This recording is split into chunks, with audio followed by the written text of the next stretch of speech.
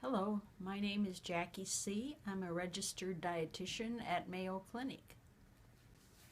When most people go on a gluten-free diet, their symptoms get better, their blood tests improve, and their intestines heal.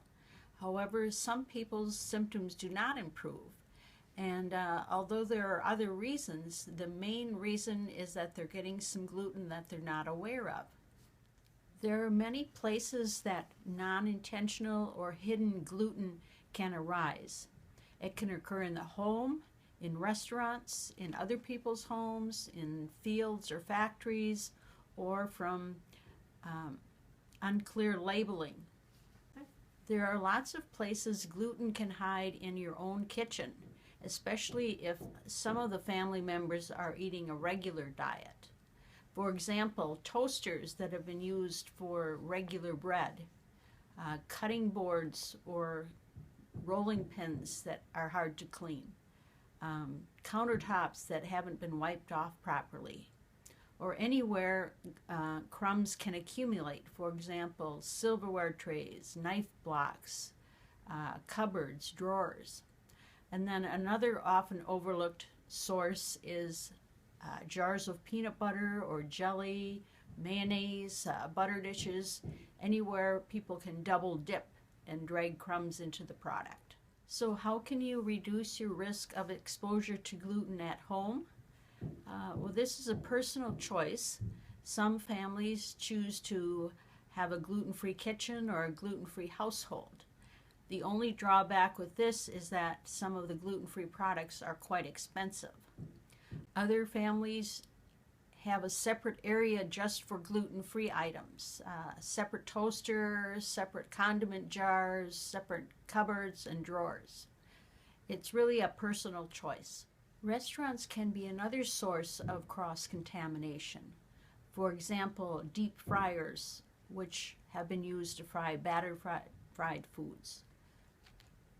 Grills that have not been properly cleaned after other foods were cooked. Soups or other dishes with multiple ingredients.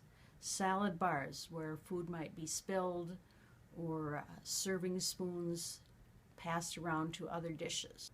Then there's a risk of contamination in the kitchen due to improper food handling. There is a very high rate of turnover in the restaurant business, and some people do not have the experience. I don't want to discourage you from eating out, but these are some tips to protect yourself from gluten when eating in a restaurant.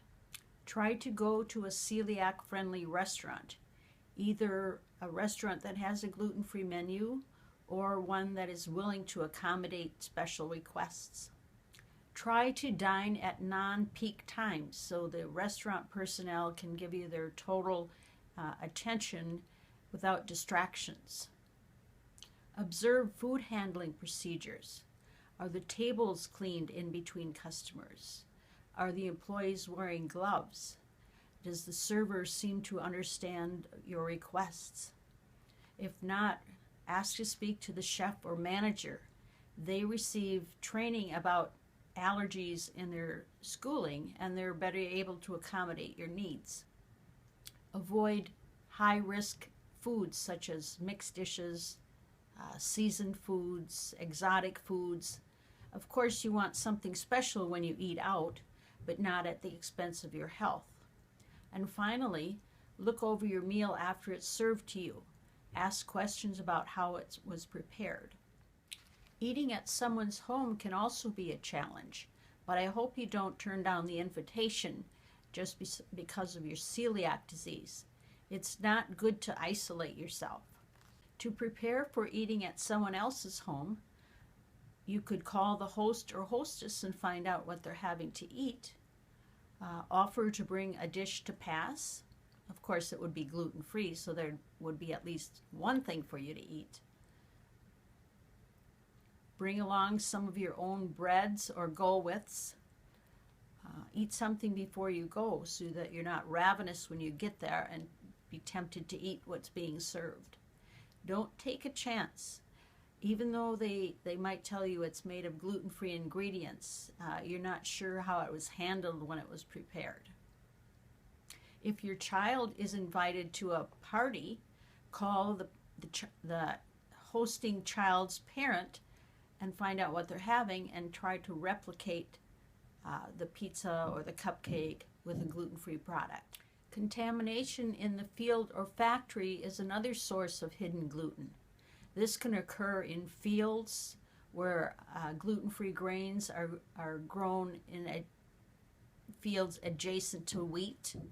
It can occur in shipping or in storage or in processing. For example, foods made on the same conveyor belt or with the same equipment. To avoid this situation, avoid foods that are labeled made in a facility with or made with shared equipment, and buy grains labeled gluten-free.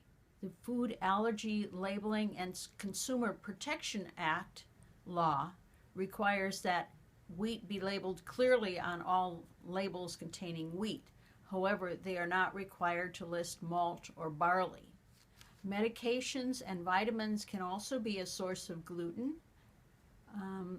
It's best to buy products labeled gluten-free or contact the manufacturer or a pharmacist.